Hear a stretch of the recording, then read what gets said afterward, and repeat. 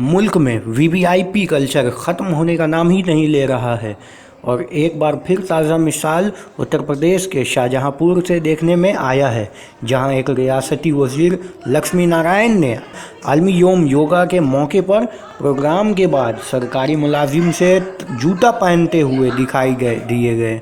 ताहम इसका video viral होने के बाद उन्होंने इस पर अजीब व गरीब जवाब भी दिया। लक्ष्मी नारायण ने खुद का मुवाजना भगवान राम से करते हुए कहा कि अगर कोई भाई भतीजा जूता पहना देता है तो इसमें क्या कबाहत है।